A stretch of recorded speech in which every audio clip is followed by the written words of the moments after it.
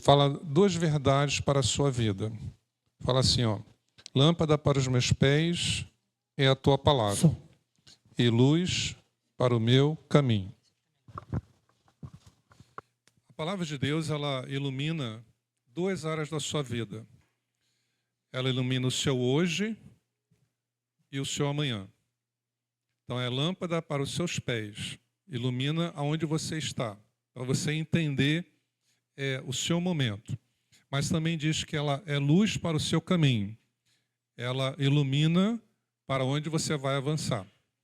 E o meu desejo é que hoje à noite a palavra funcione desta maneira, como Deus quer na sua vida. Nós estamos no mês da família e o Ministério da Família me convidou para falar sobre a desconstrução dos valores da família. Mas eu gostaria que você, primeiro, pensasse nessas perguntas que estão diante de você. Você acha que a família sempre foi como nós conhecemos hoje? Se não, como é que ela era e quais foram as mudanças que ocorreram? Houve perdas e ganhos? Quem ganhou e quem perdeu? Valeu a pena as mudanças? Hoje à noite, eu creio que o Senhor vai lançar luz para você entender muitas coisas a respeito daquilo que a família vive nos dias de hoje. Por que nos dias de hoje está tão fácil os casais se separarem? Por que nos dias de hoje nós temos tanta violência no meio da juventude? Por que nós temos tantos casos de mãe solo? Então, essas e outras situações que a família experimenta nos dias de hoje, à medida que você for caminhando comigo, você vai entender que essas questões, elas não são por acaso. E elas têm uma razão que nós precisamos conhecer. Então, a desconstrução paulatina dos valores da família. Os valores da família não foram desconstruídos do dia para a noite. Foi devagar. Devagar, às vezes, nós não percebemos as mudanças, quer sejam positivas ou negativas. O problema é que, quando as mudanças são negativas, você não vai percebendo, e quando você vê, já mudou. Tá? E hoje à noite eu quero que você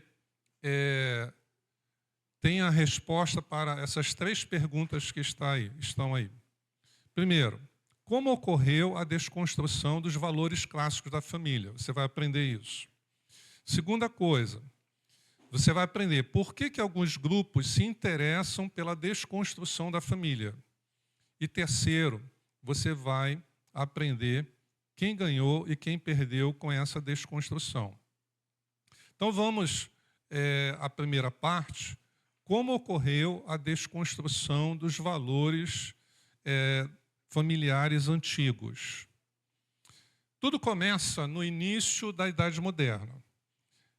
Você pode imaginar, aí temos século XV até o século XVII, o início da Idade Moderna.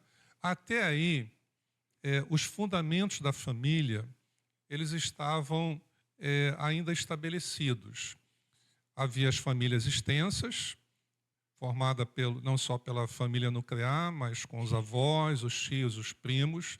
Talvez você lembre de algumas fotos antigas, aquelas fotos de família que eram 50 pessoas, porque era considerado família todo mundo, não só pais e filhos, mas também os pais e filhos, avós, tios, primos, etc. O casamento era visto como aliança, tá? Até esse momento aí da humanidade. A autoridade paterna também era forte na família. Ainda temos a família nuclear, os pais e os filhos. E até esse momento também, a fé em Deus, ela era o centro moral das famílias. E a família, via de regra, trabalhava junto. Então, além deles morarem juntos, eles trabalhavam juntos. Estavam muito tempo juntos. Então, até esse período da história da humanidade, a estrutura familiar ainda era sólida, mas ia começar a mudar. Então, vamos ver a primeira mudança que a família enfrentou. No século XVIII, então, você tem um movimento chamado Iluminismo, e a mudança ela ocorreu, nessa época, em duas áreas. Primeiro, houve uma quebra da liderança e também da hierarquia funcional na família. E outra coisa que começa a mudar também nesse período é a noção de casamento. Porque o casamento, a partir daí, vai ser visto pela sociedade não mais como aliança. Tá? Então, o casamento, a partir daí, pelas ideias que vão ser difundidas, até então, o casamento era visto como um compromisso assumido entre as partes. Mas, a partir daí do século XVIII, o casamento vai ser entendido, preste bem atenção, como uma expressão de afeto, de sentimento. Então, o compromisso é deixado de lado no casamento, porque onde há aliança, há compromisso. E o compromisso é deixado de lado na sociedade a partir daí, e o que vale é o sentimento. Então, o que vai ocorrer? Se eu continuo sentindo que amo, eu permaneço no casamento. Se eu sinto que não amo mais, eu saio do casamento. Porque eu não vejo e não estou mais sendo ensinado que o casamento é um compromisso de vida, uma aliança entre duas pessoas. Mas o casamento é a expressão apenas do que eu sinto. Então, se eu sinto, o casamento continua. Se eu não sinto mais, o casamento não continua. Então, você está percebendo que essa ideia está nos nossos dias. Mas ela começou lá atrás. Tá? E outra mudança que começa a haver nos valores da família, a partir desse momento da história da humanidade, é a questão da autoridade familiar. Então, até o momento anterior que você viu, até o iniciozinho da Idade Moderna, a autoridade dos pais era algo que tinha destaque. Não havia dificuldade para os pais estabelecerem limites, né? E nem para que a resposta dos filhos à autoridade dos pais ela fosse automática. Mas a partir das ideias do iluminismo, que vai dar uma hiperênfase ao individualismo, tá? A autoridade paterna ela vai ser questionada. Qual foi o impacto, então, dessas duas mudanças na questão da família? A autoridade tradicional do homem deixou de ser incontestável em nome da dignidade humana. E essas duas passagens bíblicas que eu coloquei aí para vocês, o Salmo 128 e Efésios 5, 22 e 23, o Salmo 128 é um salmo da família. A estrutura do salmo é uma estrutura familiar. O salmo ele fala sobre o marido, tá? No versículo 1, fala sobre a esposa no versículo 3, depois fala sobre os filhos e termina falando sobre a nação. E a estrutura do salmo é a seguinte: o marido abençoa a esposa abençoa os filhos, e os filhos do casal abençoam a nação de Israel. Então, o Salmo 128 é um salmo para a família. Ele tem uma estrutura pensada por Deus. Nada das Escrituras é por acaso. E essa noção de hierarquia no lar é uma noção funcional, tá? Não tem nenhum tom de superioridade. E o que aconteceu é que o ser humano decaído, distante de Deus, ele acaba deturpando aquilo que Deus planejou. Então, no plano de Deus, era esse. Salmo 128 retrata o pensamento de Deus para uma estrutura familiar. O marido, a vida dele abençoa a esposa. A vida da esposa abençoa os filhos. E os filhos, que os pais fizeram esse investimento, eles vão ser pessoas que vão abençoar a nação. Mas o que aconteceu é que o homem, ele distanciado de Deus, ele passou a exercer essa liderança de uma forma opressora para a esposa e para os filhos. Então, nesse sentido, se compreende porque quando termina, então, a Idade Média, quando vem essas ideias de liberdade, de autonomia, de valorização da vida individual na Europa, as ideias defendidas e difundidas pelo iluminismo, como se fosse assim: nós precisamos nos libertar dessas amarras. Não porque elas fossem erradas, era errada a maneira que os homens faziam. Você entende a diferença? Porque era uma liderança, não ao estilo de Jesus, mas ao estilo de ditador, opressora à mulher e aos filhos. A liderança de Jesus não é uma liderança amorosa. Quem tem medo da liderança de Jesus? Quem conhece Jesus não tem medo da liderança dele, porque é uma liderança firme, não é? Contudo, amorosa, misericordiosa. Esse era o plano de Deus, nessa estrutura familiar do Salmo 128. Somente dessa forma é que o homem se tornaria bênção para o seu lar, bênção para a sua família. A sua esposa não teria medo da sua liderança, seus filhos também não, e haveria uma unidade funcional, né, que funcionaria e todos seriam beneficiados. E a consequência dessa mudança foi a seguinte: com a desconstrução da autoridade dos pais e da hierarquia funcional familiar, os pais viram sua autoridade diminuir com os filhos, passando a ter grande dificuldade de estabelecer essas duas coisas aí, que você vê muito bem nos dias de hoje, mas começou lá atrás.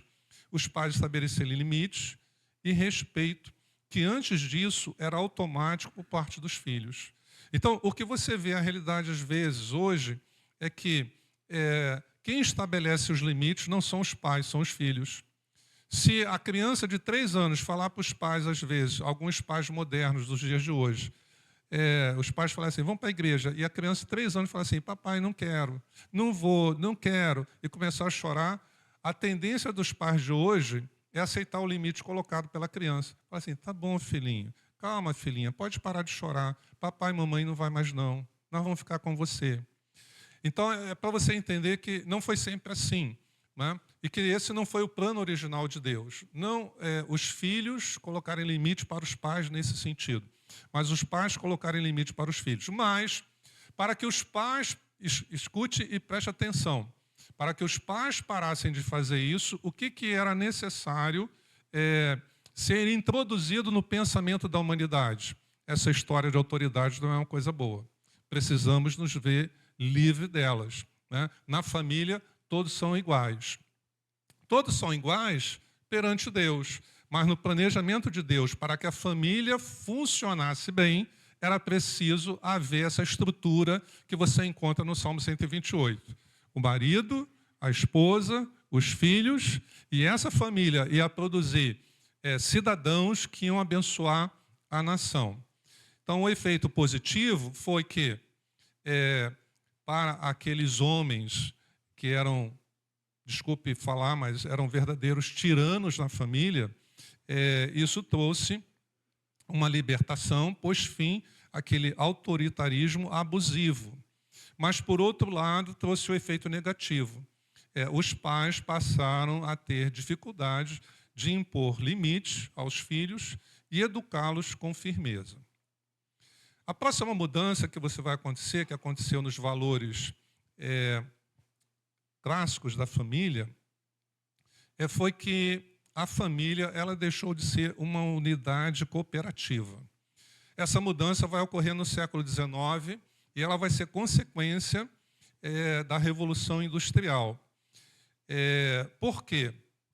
Até então, como é que a família vivia? Eles moravam juntos e eles trabalhavam juntos. Com a Revolução Industrial, nós vamos ter também o advento do urbanismo, tá? As pessoas vão começar a irem para a cidade e, em alguns casos, vai haver uma experiência nas famílias na humanidade que até então eles não tinham vivido. Vai haver a separação entre a casa e o trabalho. Porque até então a maioria das famílias moravam juntos e trabalhavam juntos, ou na fazenda, ou no sítio, ou às vezes no comércio, mas com a industrialização isso vai mudar. O pai vai para a fábrica, a mãe fica em casa e os filhos vão para a escola. Então, aquela unidade cooperativa que havia, ela foi modificada. Novamente, eu coloco aí duas referências do Salmo 128, já fiz o comentário, mas o Salmo 128, você percebe que Deus trata a família como uma unidade cooperativa produtiva. O Salmo começa dizendo, o pai, o marido, ele produz. A mãe também produz, porque chama a mãe da videira. E os filhos também produzem, porque chama os filhos de oliveira. Então, Deus apresenta a família no Salmo 128 como uma unidade cooperativa produtiva. E até esse momento na história da humanidade, as famílias estavam funcionando assim. E Neemias, capítulo 4, versículo 13 e 14, Deus apresenta para nós a família como uma unidade cooperativa de construção e batalha. Uma unidade cooperativa de construção e batalha. Porque esse texto fala que Deus usa Neemias para dar essas duas funções às famílias. É interessante esse texto porque Neemias não pega, ele é bem claro o texto, ele não pega as pessoas. O texto diz que Neemias convoca as famílias e dá essa missão para as famílias. Então era marido, esposa e filhos. E fala para eles o seguinte, eles estavam, era a época da reconstrução dos muros, e Neemias fala para eles o seguinte, olha, eu dividi trechos do muro e incumbi famílias para reconstruir esses trechos e falei para as famílias, fiquem preparados para a guerra, empunham suas espadas. Então, eram unidades cooperativas, de construção e também preparados para a batalha. E com esse resultado da Revolução Industrial, então as famílias vão perder essa característica. Você vai lembrar, né, hoje de manhã foi citado, que uma das vantagens das famílias naquela época terem muitos filhos é que quando se houvesse um pleito na cidade, o pai não estaria sozinho. Tinha muitos filhos para ajudá-lo naquele pleito. Mas com esse fato social que aconteceu na história da humanidade, isso mudou a situação da família. O pai vai para a fábrica, a mãe, se não fosse, também ia ficar confinada em casa, e os filhos começaram a ir para a escola. Qual foi a consequência dessa mudança? Vamos conhecer. A consequência foi a seguinte. Passei demais aqui.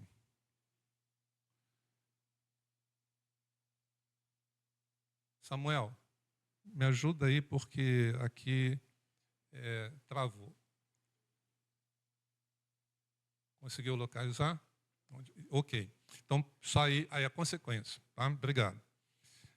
Com a desconstrução da família como unidade econômica e de cooperação, ou seja, como equipe de produção, você vê isso no Salmo 128, e como equipe de construção e guerra, você vê isso em Neemias 4, 13 e 14, o que aconteceu? A família perdeu duas coisas. Quais são elas? Interdependência que havia entre os membros da família e também o senso de missão comum. Porque como eles moravam juntos, trabalhavam juntos, eles tinham um senso de missão. Essa é a missão da nossa família, tocar esse negócio. Então, normalmente, quando o pai morria, quem assumia a fazenda? O filho. Quando o pai morria, quem assumia aquele negócio? Era o filho. A família tocava o negócio. Eu sei que nos dias de hoje ainda há famílias assim. Não faz muito tempo, por acaso, eu vi um programa, não lembro o nome nem o canal, era do interior de São Paulo, vários negócios de família. Você já deve ter visto algum programa assim na televisão, negócios de família. Alguns negócios aqui no Brasil que já estão há 50 anos, né? Já está na terceira geração. Começou com o avô lá atrás, passou para os filhos e agora já são os netos. Só que isso que agora, às vezes, nós tomamos conhecimento como reportagens especiais, naqueles tempos antigos era isso que acontecia com todas as famílias, mas foi perdido a partir da Revolução Industrial. Então, foi perdido o sentido de interdependência, todos nós precisamos dos membros da família e de senso de missão.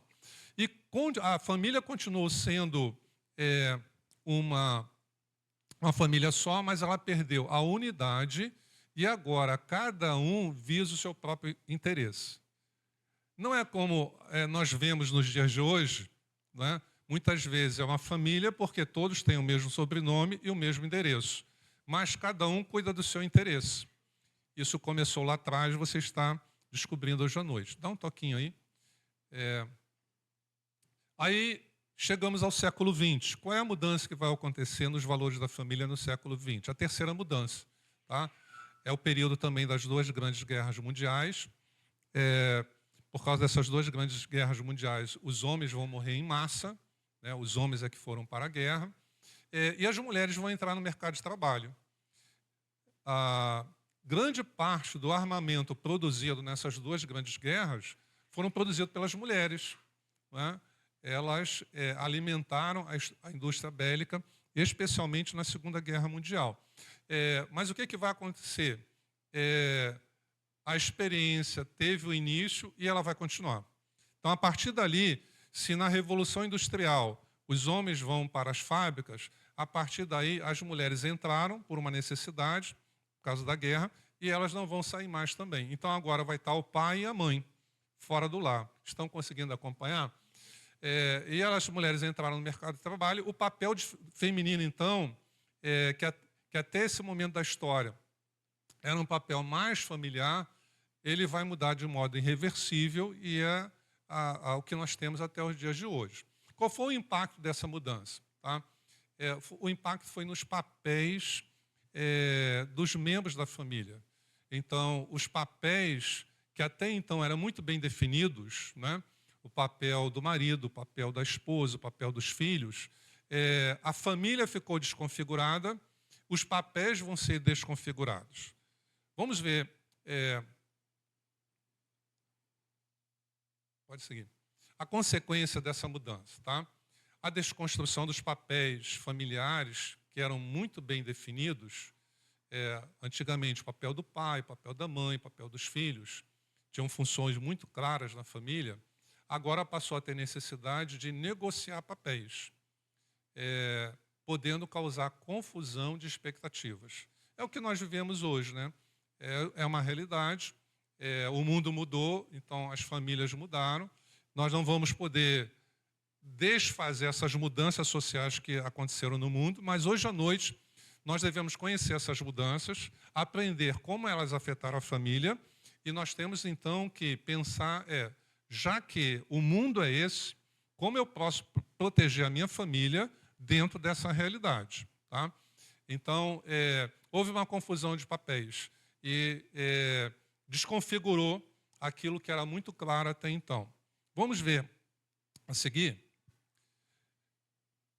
No período pós-guerra mundial, de 45 a 60, vamos dizer que houve uma pausa nessa desconstrução dos valores da família, porque foi a primeira e a última tentativa de restaurar o modelo familiar clássico, tá? Principalmente a Europa e Estados Unidos, que foram os mais afetados pelas duas grandes guerras.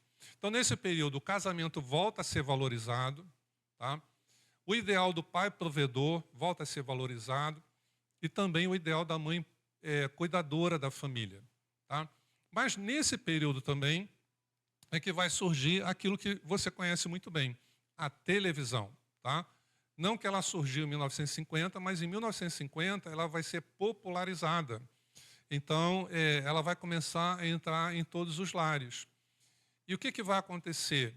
Quando ela é popularizada, a televisão não vai divulgar e nem defender os valores clássicos da família. Quais são os valores que ela vai defender? Aqueles que começaram a ser modificados a partir do iluminismo. Deu para entender? Então, os programas, os filmes vão se incumbir de reforçar aquela desconstrução que estava sendo feita. Vamos seguir? E aí nós temos a quarta mudança que aconteceu em relação à família na nossa história, que é de 1960 até 1980, estamos no século XX, que é chamada Revolução Sexual. O que acontece nesse período da história da humanidade?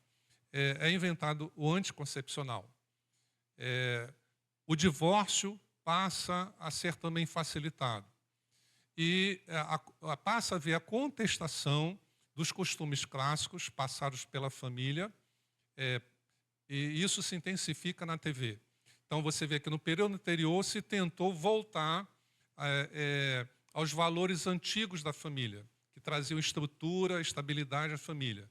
Mas, logo a seguir, vem a revolução sexual, a televisão crescendo, entrando nos lares, e é como se fosse um movimento de reação. Não queremos que isso retorne ao que era antes. Vamos intensificar as mudanças que já tinham acontecido. E também nesse período surge o feminismo chamado de segunda onda. Então, o que vai impactar as famílias, essas mudanças que aconteceram no mundo? As separações vão crescer vertiginosamente. A individualidade vai virar o valor central nos casais, e não a permanência conjugal. Então, a ideia de permanecer casado vai acabar. Tá? Então, começou lá atrás dizendo, olha, casamento não é um compromisso assumido. Casamento é a manifestação do seu sentimento. Então, você ama, você casa. Na hora que você não ama mais, você separa. Lembra da mudança que nós vimos no início? E agora ela vai ser solidificada, sedimentada, e a televisão está ajudando a fazer isso. E essa ideia de casamento para toda a vida, ela vai deixar de existir. Vamos seguir? Qual foi a consequência dessa mudança para a família? Com a desconstrução da sexualidade ligada ao compromisso de casamento, tornou os vínculos descartáveis. E as relações sexuais pré-conjugais e extraconjugais normais. Agora, olha só, ao fazer essa separação de sexo com compromisso de casamento, cresceu. O que cresceu na sociedade? A promiscuidade, o adultério, ou seja, as traições, e o divórcio. E também a perda da tolerância nas crises normais no casamento. Então, os casais que até tempos anteriores da humanidade enfrentavam as crises, todos os casamentos têm as suas crises normais, é necessária uma adaptação. Você, quando se casa, normalmente você traz 2 décadas e meias da sua família e a outra parte também, se não for mais. Então, aí vocês vão construir uma bagagem juntos a partir daí. Mas até juntar essas 2 bagagens, fazer uma mala só, às vezes é um desgaste, vai ter um tempo de adaptação. Então, as famílias antigas, que desde pequeno aprendiam, porque viam isso nos pais, não, casamento é para toda a vida. Então, as crianças, os jovens, os adolescentes cresciam com esse ideal e cresciam com essa capacidade de resistência de enfrentar essas dificuldades normais do casamento, que são 2 pessoas diferentes, com 2 bagagens diferentes. Mas, como isso foi desconstruído na sociedade, então as pessoas continuavam casando, mas não tinham mais essa defesa interior. Então, surgiu a crise, o que eu faço? Eu não enfrento a crise, não me interessa mais resolver a crise, o que me interessa mais é me ver livre dessa crise e mudar de parceiro. Só que quando isso acontece, o que nós sabemos?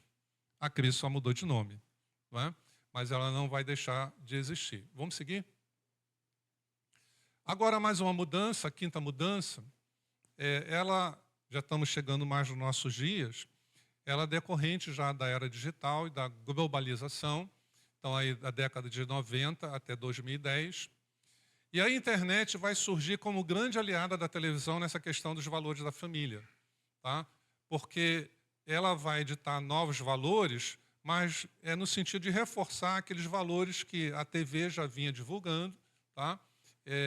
E que o objetivo agora dos 2 meios é substituir os valores clássicos da família pelos valores que eles acreditavam que eram melhor para a família. A partir daí, as crianças passam a ser influenciadas também pela mídia global. E uma coisa que vai acontecer entre as famílias, o tempo que antigamente, tá, até lá, como nós vimos, você viu, até o século XV, no máximo XVII, em que as famílias estavam, o quê? Maior parte do tempo, juntas. Então, as famílias moravam juntos, trabalhavam juntos. Então, os filhos iam crescendo, trabalhando ali com o pai, trabalhando com a mãe. Por isso, muitos aprendiam o ofício do pai, né? Eles iam suceder os negócios do pai. E agora não. O homem trabalha fora, a mulher também passou a trabalhar fora a partir da Segunda Guerra Mundial, isso nunca mais se reverteu. E o que é que acontece? Então, as pessoas continuam casando, tendo filhos, mas a dinâmica do casal dos pais agora mudou. E o que é que acontece? Antes da internet tinha televisão, tá? Mas com agora, fora a televisão e a internet, então o tempo de família passa a ser diminuído, porque os pais chegam do trabalho e, às vezes, ao invés de dar atenção aos filhos, ao invés de brincar com os filhos, o que eles vão fazer? Vão atualizar suas mídias sociais. Então, um dos impactos foi que aquele tempo que as famílias tinham para fazer a transmissão de valores, ele acabou. Por isso que eu falei para você que no início da mensagem que você ia entender porque muita coisa acontece nos dias de hoje. A violência jovial, né? Tantas separações, tantos divórcios, tanta mãe solo, e você está entendendo que isso não é por acaso, é que o mundo não foi sempre assim. As famílias não foi sempre assim como você vê nos noticiários. Filhos matando pais, netos matando avós por causa de aposentadoria. Não foi sempre assim no mundo. Havia respeito, porque era ensinado o limite desde o início. Quem educava as crianças não eram os outros, eram os pais. Conviviam com os pais. A família era uma unidade coesa, né? Não havia dificuldade de identificar a palavra final do funcionamento da família. Não havia liderança dividida. Então, era muito diferente. Mas, com a era digital, a transmissão geracional direta de valores, ela vai acabar em muitos lares. Então, a partir daí, as crianças dessa época, que vão ser a próxima geração de jovens e adultos, quem é que introjetou valores morais e espirituais nessas pessoas? Não foi mais os pais nem os avós, mas foi a televisão e foi a internet. Vocês estão compreendendo? Quem está entendendo, diga amém. Tá? Então, vai ter consequência. Vamos ver as consequências? Então, antigamente, quem transmitia valores, tá? Os costumes, valores, a sabedoria, a fé para as crianças, quem eram? Eram os pais e os avós. Isso vai mudar na história da humanidade. Com a desconstrução da transmissão de valores entre gerações, esse lugar não ficou vazio. É importante nós aprendermos isso hoje à noite. Ele não vai ficar vazio, já que os pais não conseguem, porque ambos trabalham fora e às vezes chegam em casa, não estamos generalizando, não é? Há pais que conseguem fazer diferente, fazer o seu melhor. Mas nós estamos vendo assim, de modo geral. Chega em casa, cada um no seu tablet, cada um no seu computador, cada um nas suas mídias sociais. Ainda dá um terceiro celular para a criança, para não incomodar. Tá? Então, o que acontece? A transmissão de valores que era feita por pais e avós deixou de existir. E esse lugar vai ser ocupado pela TV, pela internet, pelas mídias sociais e pela escola. Principalmente escolas que não são confessionais. E aí você vai entender. As escolas não confessionais, elas têm um plano de curso. Mas quem é que faz o plano de curso da escola? O governo. Quais são as ideias que permeiam o governo? Não são mais as da Bíblia. Porque desde o século XV, quando o mundo falou, vamos tirar Deus do centro da história. Não precisamos de Deus no centro da história. A razão e a ciência vai nos dar o nosso rumo. Não queremos mais um mundo teocêntrico para nós. Nós queremos agora um mundo antropocêntrico. As nossas ideias é que vão reger a nossa vida. E que vão ditar os valores para a família. Então, a humanidade fez essa escolha. E o que acontece? Então, via de regra, as escolas que estão debaixo sua grade curricular do governo vão passar quais ideias? Outras não, vão passar essas. Tá? Então, a partir daí, a criança tem, pela TV, pela internet, pelas mídias sociais e pela escola, somente o reforço desses valores que foram desconstruindo os valores clássicos da família. Tá? E o que vai acontecer? Então, vai ser perdido duas coisas muito importantes que está vendo ali. Quais são elas? Identidade e raízes. Que quando os pais não fazem essa transmissão geracional, qual é a identidade que vai ser formada naquela criança? Qual é a identidade que vai ser formada? Qual é a raiz que ela vai ter? E aí você percebe também por que a partir daí vai aumentar as crises de identidade nos adolescentes e nos jovens. Adolescentes querendo se matar, querendo se cortar, porque se eu não sei quem eu sou, eu também não sei a minha missão, não sei qual é o meu destino. Então, para que eu vivo? Meus pais não têm tempo, os dois trabalham, se não forem separados. Não é? E quando chega em casa, parece que eu não existo. Então, se não há identidade, se não há raízes, começa a aumentar o quê? Aquilo que não existia antigamente. Não é? Adolescentes com crise existencial, querendo morrer e tirar a própria vida. E alguns chegam às vias de fato. Tá? Por quê? Porque a convivência entre a família passou a ser superficial. Tá? Então, aquela convivência que havia e que era o momento de fazer essa transição geracional, ela terminou. Vamos seguir? Chegamos, então, aos dias de hoje, tá? Ao mundo que você está aqui agora. Você olhou para trás, é o passado, e os dias de hoje é uma soma disso tudo que você acabou de ver. Tá? Então, hoje, o casamento é tardio ou evitado, até aí não estamos dizendo que seja nada de errado, porque as gerações antigas, a moça casava com 16 anos. Tá? Então, hoje, por uma questão de trabalho, de profissão, muitas coisas, a realidade econômica mudou, ninguém vive no campo. Né? Então, no campo, as famílias no campo, elas, de certa forma, me entenda bem, não precisavam de dinheiro, porque precisava de leite, ia lá no curral, pegava o leite da vaca. Precisava do arroz e feijão, ia lá na plantação e pegava. Então, nós sabemos que a nossa vida não é mais assim. Tá? Então, é necessário ter uma profissão para ter o seu sustento, é necessário ter o seu trabalho. A partir do momento também que ocorrem essas mudanças na sociedade, o salário masculino começa a diminuir, porque, como a esposa trabalha também, o empresário sabe que o homem não precisa mais ganhar para ser o provedor da família, porque existe uma coisa que foi passou a chamar o quê? Renda familiar. Né? Então, ele não precisa ganhar como ganhava antes na sociedade, porque ele não tem que sustentar a esposa e os filhos, porque a esposa também trabalha fora. Então, tudo, na verdade, tem o seu bônus e o seu ônus. Né? Mas o que acontece é que, devido a essa desestruturação que houve na família, por causa da desvalorização dos valores fundamentais que Deus estabeleceu e que a humanidade começou a deixar de lado, a solidão foi crescente. Está todo mundo na mesma casa, mas todo mundo solitário. Tá? Os relacionamentos passaram a ser medidos pelos apps e a saúde mental de todos foi abalada. Qual foi o impacto? Nos dias de hoje, nunca houve tanta liberdade para escolher e nunca houve tanta dificuldade para manter o casamento.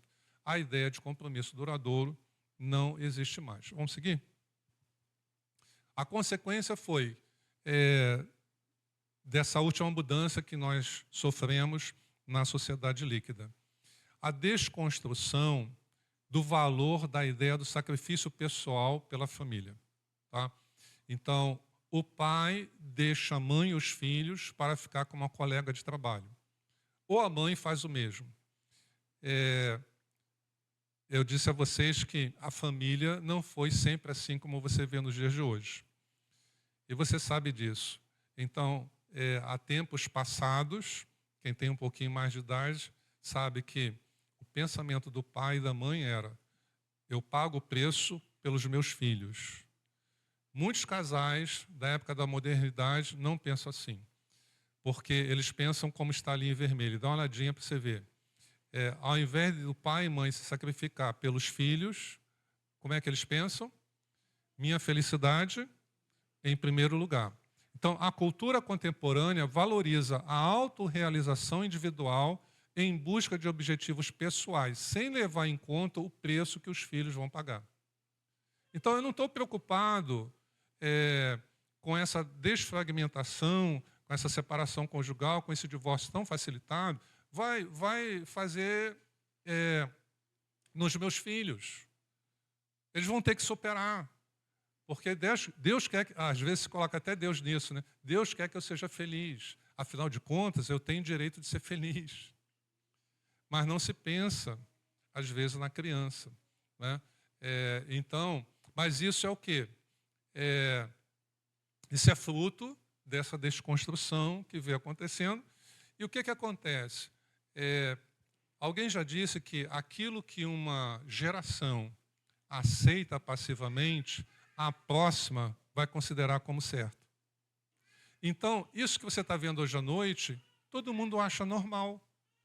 Ninguém acha que deveria ser diferente, porque já está estabelecido. Então, vamos seguir? Vamos fazer um resumo daquilo que nós já vimos. Com essas 6 mudanças nos valores clássicos da família, que tem paralelo na Bíblia, esses valores têm paralelo na Bíblia, a sociedade moderna fez uma troca. Trocou o quê? A estrutura e a permanência na família pela liberdade e autonomia do indivíduo. Então, hoje o indivíduo vale mais do que a família. E é por isso que nós vemos, às vezes, tantas tragédias familiares. Porque antes eu me sacrificava pela família. Agora, não quero saber da família. É primeiro eu. O que vai ser da família, não me importa. Vamos seguir? E aí você tem esse dilema, tá? Você conheceu as mudanças que ocorreram, tá? Nos paradigmas, nos valores. E a minha pergunta para você hoje à noite é: depois de você ter conhecido, ter aprendido, você vai aceitar essas mudanças de paradigmas, essas mudanças de valores para a sua família? Tá? Você considera que essas mudanças são benéficas? Vamos seguir? E agora você vai saber o seguinte: olha, essas mudanças, existe interesse em alguns grupos delas serem mantidas. Então, você vive numa sociedade que tem interesse que as coisas permaneçam como estão. Vamos conhecer esses grupos? Primeiro é o Estado. Tá? Essas coisas você não vai ouvir na televisão, você sabe disso, né? Então, mas o que acontece? Um Estado forte prefere indivíduos isolados. Um Estado forte não prefere famílias fortes. Tá? Por quê? Olha só, a família tradicional cumpre funções importantíssimas na estruturação, na formação da personalidade do ser humano. Ele vai ser uma outra pessoa. Por exemplo, porque a família estruturada, ela produz para a pessoa apoio emocional, cuidado de crianças, cuidado de idosos, transmissão moral, rede de ajuda financeira e senso de identidade. Vamos seguir? Então, por que o Estado forte não se interessa por famílias fortes? Porque quando a família se enfraquece, aumenta a sua dependência do Estado. Você fica na mão do Estado, o indivíduo fica na mão do Estado. Então, veja só, é o caso da mãe, às vezes, solteira, né? Ela tem que parar de estudar para cuidar do filho. Então, ela vai depender de quem? Do Estado, Bolsa Família, tantas outras coisas. Eu sei que existem várias situações, né? Não tem como a gente ponderar aqui todos os casos, tá? Mas aí vai depender mais de programas públicos, da burocracia, de escolas estatais, de assistência institucional, de regulação externa. Vamos seguir?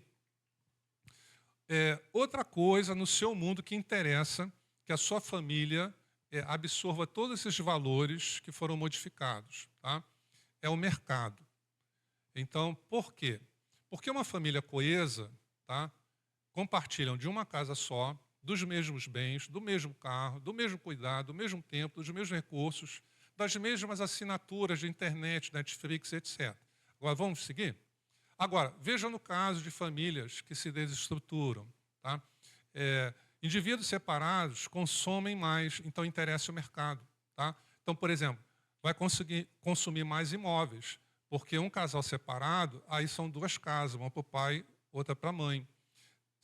Não são mais uma assinatura de Netflix, agora são duas casas, são duas assinaturas. Mais móveis, são dois carros. Mais delivery, mais entretenimento, mais serviços pagos. Então, a fragmentação social, a fragmentação da família gera mais o quê?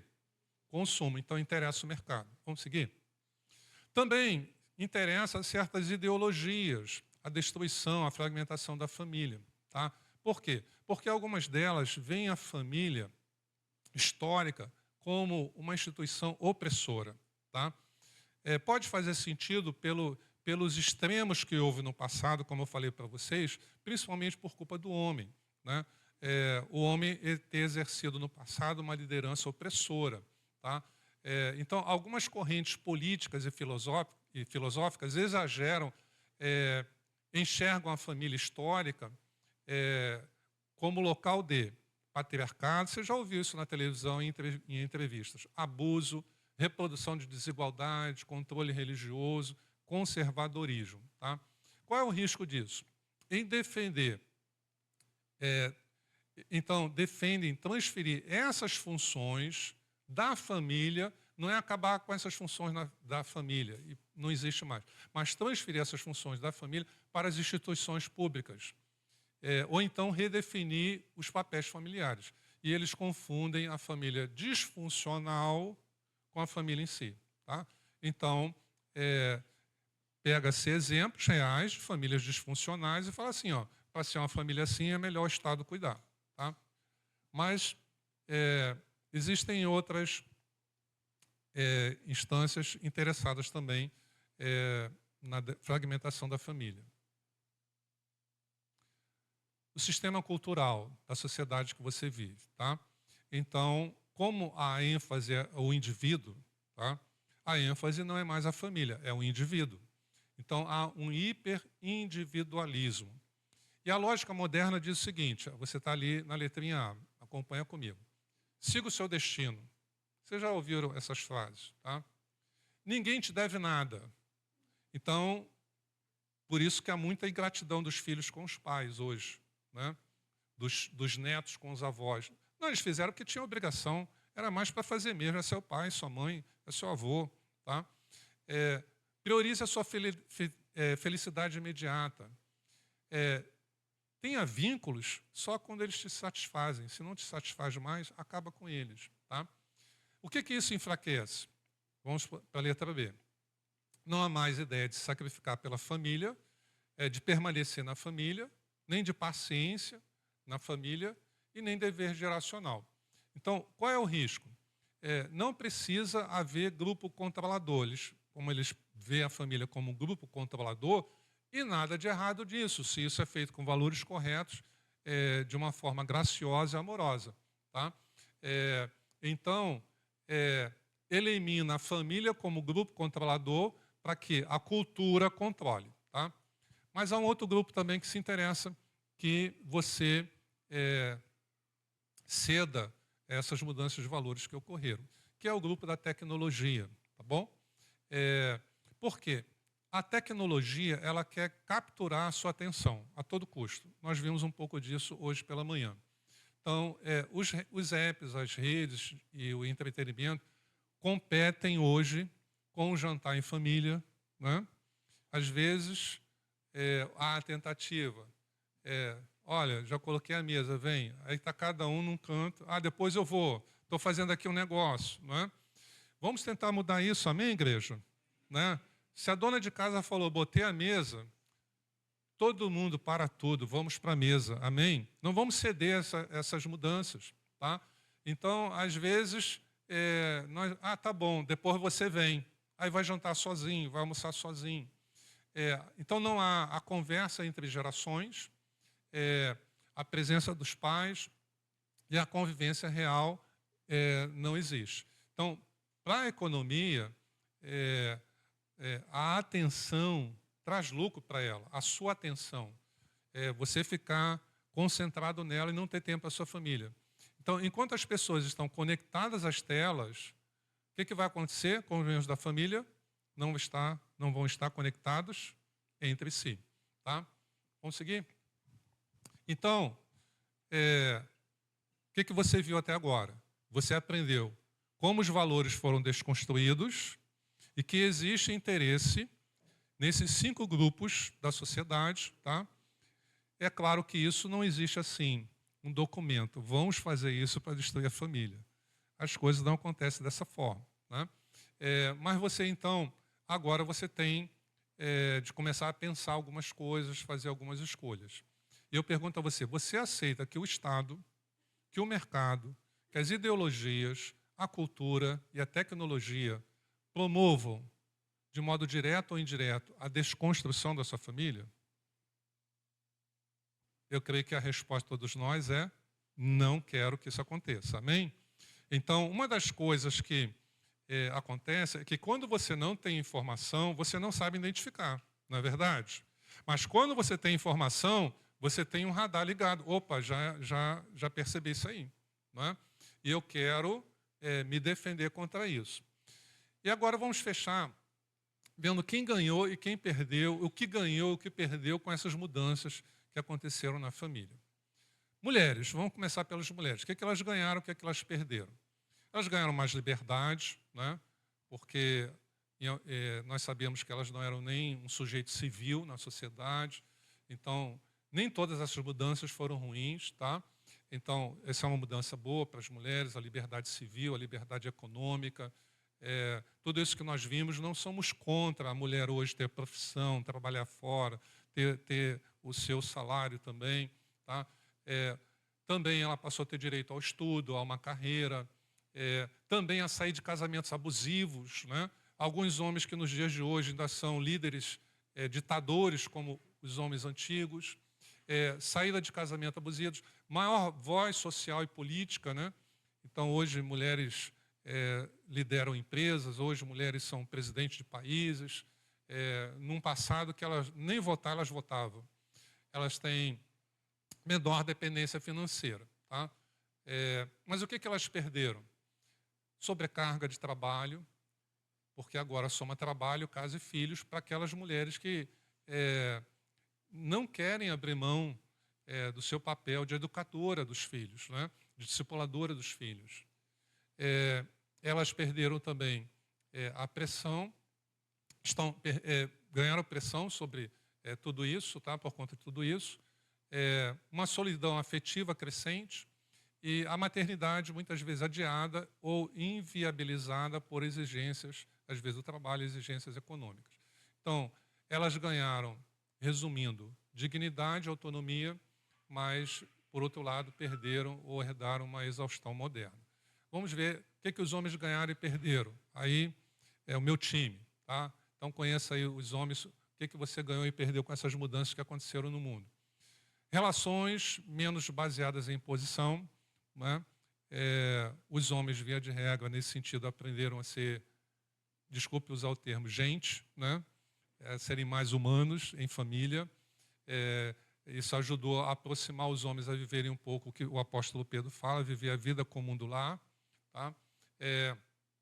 E maior liberdade emocional, em tese, e possibilidade de redefinir a sua masculinidade.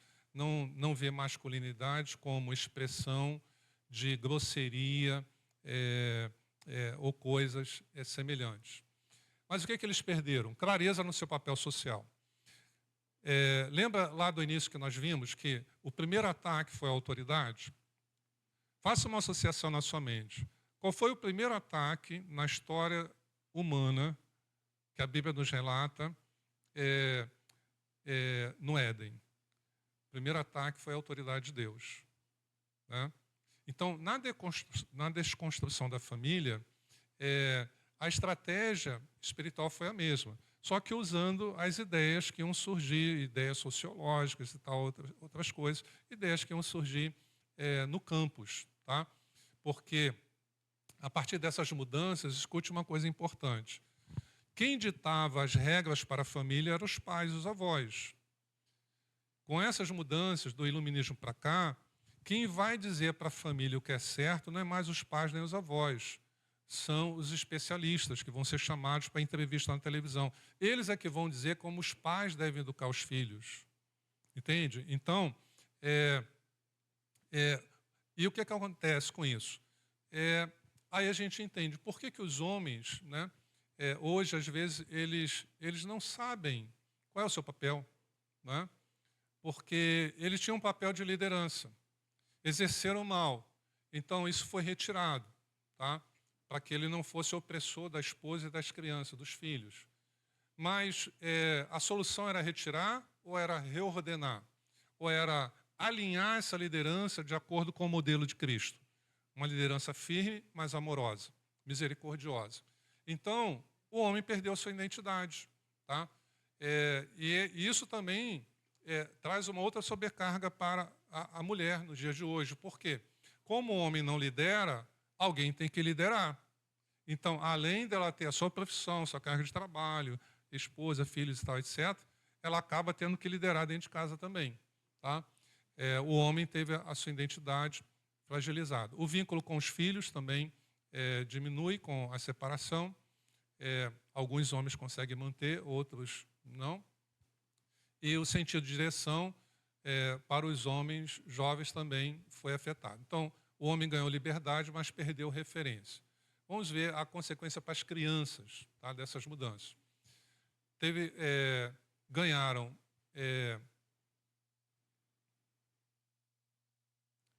mais tolerância social, menos tolerância social à violência doméstica, isso foi coisa boa, mais direitos legais, coisa boa, educação mais ampla, coisa boa, voz e proteção psicológica maiores, coisas boas, tá? Porque a semelhança das mulheres dos tempos antigos, as crianças também era como se não fosse cidadão civil. O que as crianças perderam? Estabilidade familiar em muitos lares. Também perderam a presença constante de pais e mães. A rotina também foi muito alterada. Hoje a rotina de algumas crianças é tão intensa como a dos pais, né?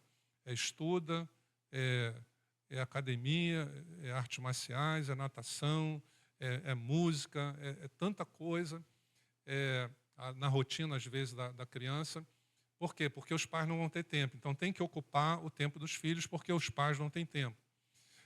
Perderam também a segurança emocional por causa das separações.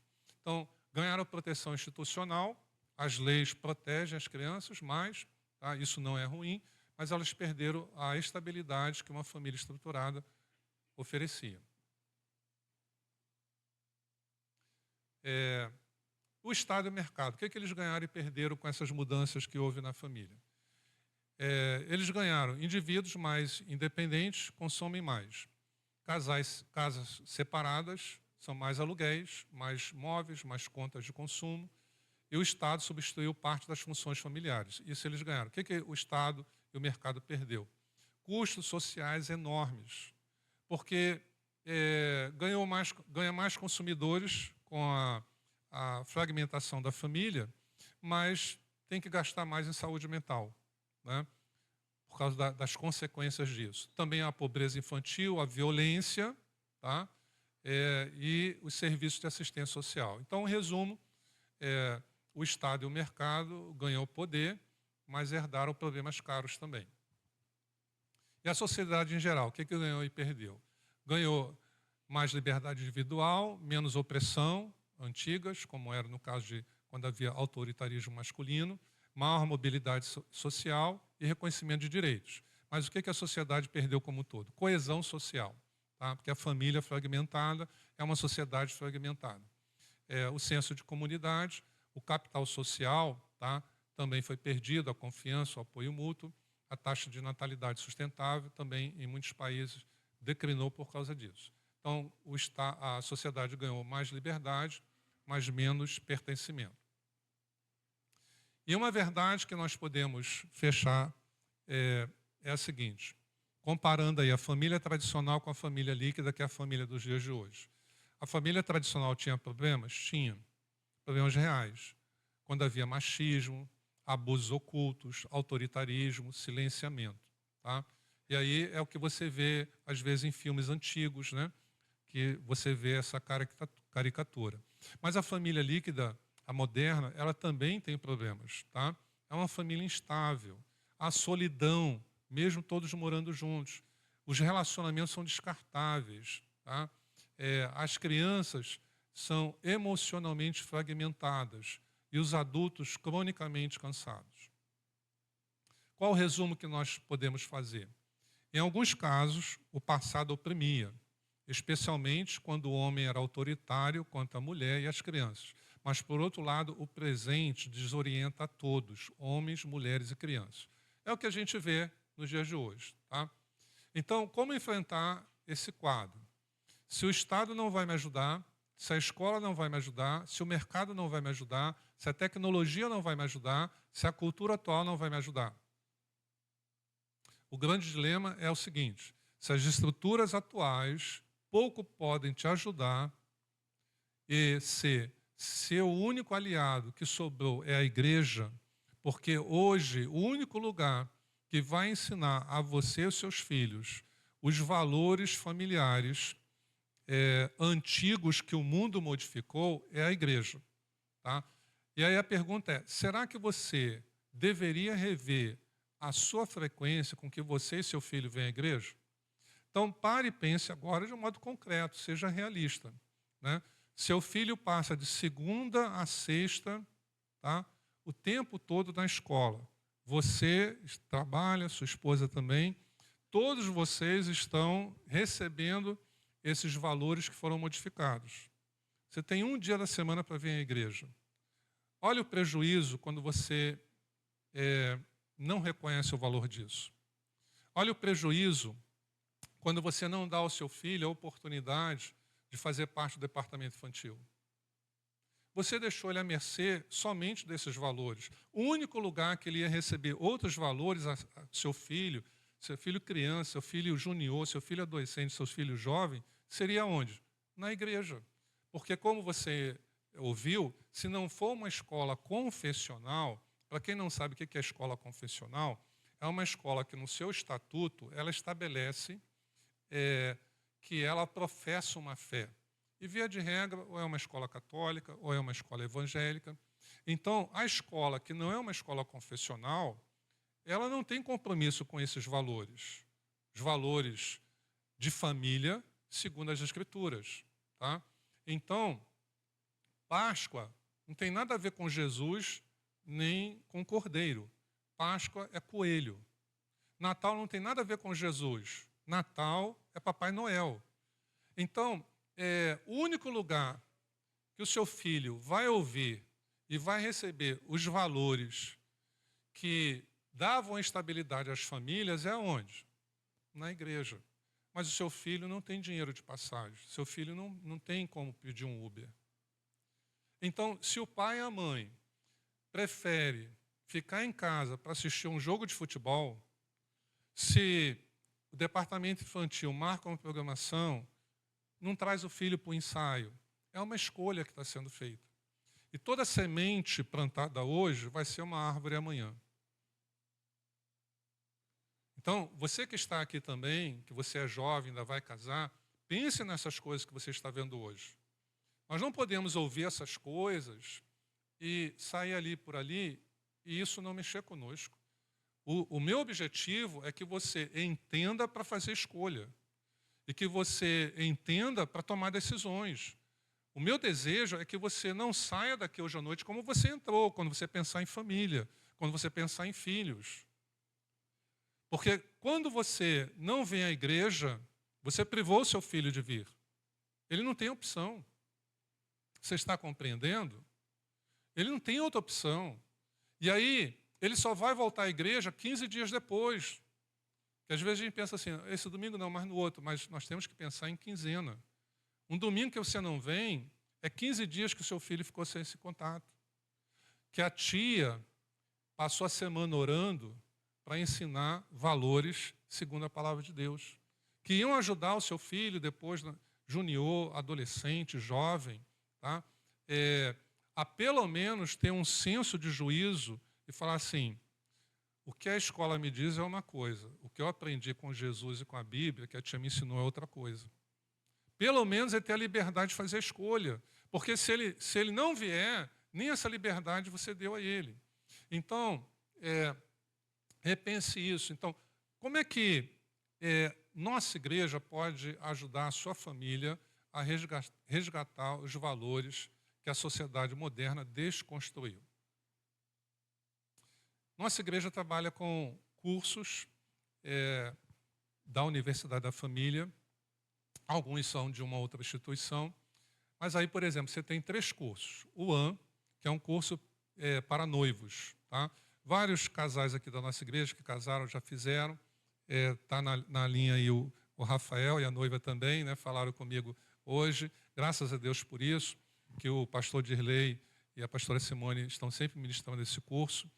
Mas todos esses cursos é para resgatar os valores que foram perdidos. Não é só para você ter um certificado e dizer, eu fiz o curso. E de nada adianta você fazer o curso, ouvir o valor, entender o valor, mas não colocá-lo em prática.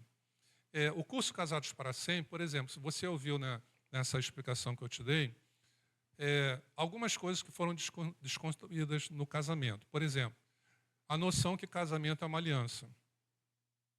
Tá? Então, essa é uma noção bíblica, mas que a sociedade, até o século XV, ela tinha entre si. Tá? Mas foi perdida, foi deixada de lado. Então, casamento é uma questão de sentimento. Eu vou casar porque eu amo. Agora eu sinto que não amo mais, eu me divorcio. E não dá trabalho nenhum. Vou ali no cartório, estou divorciado. Pronto para outro. Agora, quando eu sentir de novo, eu caso de novo. E quando eu deixar de sentir de novo, eu descaso. Né? E é por isso que nós temos pessoas, às vezes, do 4º casamento, 5º casamento, etc. E o curso Casados para Sempre, então, resgata o conceito de aliança. Você lembra que você viu que uma das coisas que foi desconstruída, quando desconfigura a família tradicional histórica, é a noção de papéis claros. Papel do homem, papel da esposa, papel dos filhos. O Casados para Sempre tem uma lição de papéis. Então, paz para toda a vida. Pode passar? Esses 2 cursos são para homem e para mulher, mas tem um currículo. Tá? Homem ao máximo. Então, por exemplo, homem ao máximo. O homem aprende a ser homem, a ser masculino, mas não ser ignorante. Não destratar a esposa, não ignorar o sentimento dos filhos. Né? Então, ele aprende a ter uma liderança à semelhança de Jesus. Resgata isso. O erro não era o homem ser o líder, o erro era como ele liderava. Tá? Uma liderança opressora. O curso Mulher Única, que é só para as mulheres, vamos ver o próximo? Alcançando o coração do seu adolescente. Né? Irmãos, não vamos brincar. Tem igreja, pessoas que brincam assim, aborrecente. Isso está proibido aqui, irmãos. Na nossa igreja não tem nenhum aborrecente. Isso é um dito maligno. Não brinque com coisa séria. Não saia da sua boca palavras indevidas. Não tem aborrecente, é adolescente. Não é? Então, às vezes, os pais perdem os filhos nessa fase. Esse curso ajuda os pais, que às vezes fizeram um bom trabalho na infância, mas na adolescência perdeu. Então, esse curso ajuda os pais a evitar que isso aconteça. Como é que esse ser, que até ontem era um, e agora entrou na adolescência, é outro? É outro filho, é outra filha. Então, esse curso ajuda os pais a entenderem isso. O curso Educação de Filhos à Maneira de Deus é um curso que todo casal deveria fazer antes da esposa engravidar. Porque depois que engravida, no mínimo vai passar 4 anos para fazer. E você sabia que é muito importante a maneira que os pais já lidaram com a criança até os 3 anos? Até os 3 anos, os pais podem tirar a birra ou reforçar a birra. Tá? No curso Educação de Filhos à Maneira de Deus, por exemplo, os pais aprendem a diferença entre estultícia da criança e criancice. Os pais que não sabem essa diferença, sabe o que pode acontecer? Eles castigam a criança por causa da criancice e ficam rindo por causa da estutícia. Esse curso, por exemplo, ensina os pais, em cada fase da vida do seu filho, qual é o nível de liberdade que você deve dar a ele de escolha e qual é o nível de limite que você deve estabelecer. Então, você não dá liberdade demais para um nível que ele deveria ter menos liberdade. Às vezes, está numa fase que não era para você dar liberdade e falar assim, nós vamos para a igreja, que roupa você quer ir? Aí você pega uma lá, mamãe, essa eu não quero. Você vai levar meia hora para definir com ele qual é a roupa que ele vem para a igreja. Porque era uma fase que não era para dar essa liberdade. Então, o curso Educação de Filhos, a maneira de Deus, os casais que casam, se não fizer logo no início que casou, aí depois engravida. Grávida fica difícil. Aí depois o neném nasce. Como é que vai fazer com o neném novinho? Não dá para deixar com a avó. O peito da avó já não sai mais nada. Né? E vai vir fazer o curso com o neném no colo? Não dá. Então, você tem a visão que, poxa, casamos. Vou fazer curso agora, só queremos ter filho daqui a 7 anos. Mas se prepare. Se prepare para ser o pai e a mãe que os seus pais não conseguiram se preparar para ser com você. Posso ouvir um amém? Ame o seu filho a ponto de fazer essa escolha, de tomar essa decisão. Fala assim, quando a minha mulher engravidar, já não vamos cometer alguns erros. Porque Deus já nos preparou para ser pai e para ser mãe. Tá bom? Então vamos seguir? Então agora nós vamos orar, tá? Porque nós aprendemos como houve essa desconstrução, os prejuízos que ocorreram, tá? E nós não temos muitas instituições para nos ajudar, mas nós queremos, ao invés de nadar desse rio da desconstrução, nós queremos o quê? Reconstruir. Amém? Então vamos ficar em pé. Vamos fazer uma reconstrução paulatina dos valores corretos na família.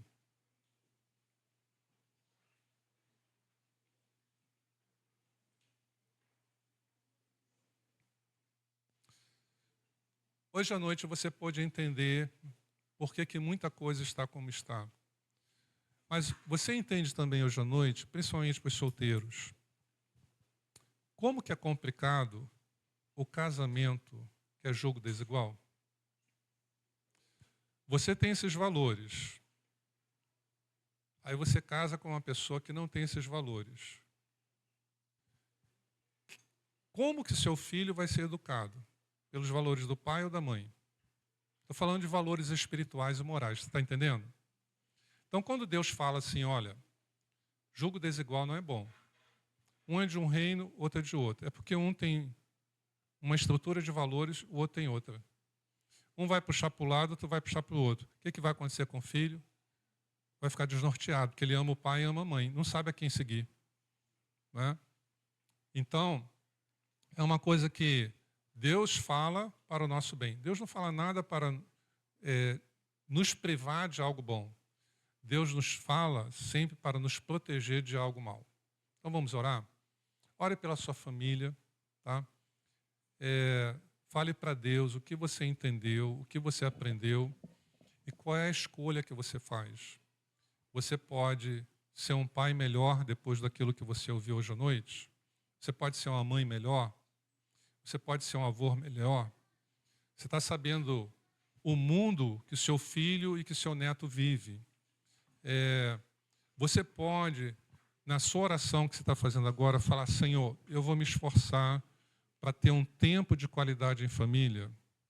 Eu vou me esforçar para, pelo menos à noite, nós temos um tempo em família, entre pais e filhos, nós conversarmos, nós desligarmos a TV, ou tirarmos a TV da sala, nós sairmos, todo mundo conectado nas suas redes. Vamos fazer um plano de família, irmãos, a partir desse mês, desse ano. À noite, nós vamos nos conectar em família. Amém? Nós vamos nos conectar em família. Tá? Que bom você que é solteiro que está aqui hoje à noite, porque você pode já ter esse ideal para a sua futura família. Então vamos orar? Curva a sua cabeça, feche seus olhos. Senhor nosso Deus, nós Descobrimos coisas importantes hoje à noite sobre a família. Nós aprendemos que valores que traziam estabilidade à família, eles foram sendo desconstruídos paulatinamente. Em cada etapa, uma coluna foi atingida e houve consequências. E houve uma tentativa de retroceder a esses valores, uma única tentativa, mas ela foi rechaçada. E essa tentativa não vai haver mais na sociedade. Mas o Senhor tem ainda o último reduto para as famílias, que é a igreja. Ó Deus, abre os olhos hoje à noite das famílias, principalmente do marido, do homem, que às vezes é tão amortecido na sua vida espiritual, é tão distraído. Abre os olhos para que os homens sejam homens de coragem espiritual, sejam homens de atitude espiritual, que eles possam ajudar a esposa e dizer: amor, precisamos mudar algumas coisas na nossa casa e eu quero estar junto com você, vamos fazer isso juntos. Ajuda a família, Senhor, a vencer esse desafio em que todas as famílias enfrentam nos dias de hoje. Abençoa o marido, abençoa a esposa, abençoa os filhos, que as atitudes que nós precisamos ter e as decisões que precisamos tomar, nós possamos fazer isso hoje à noite. É a minha oração em nome de Jesus. Amém.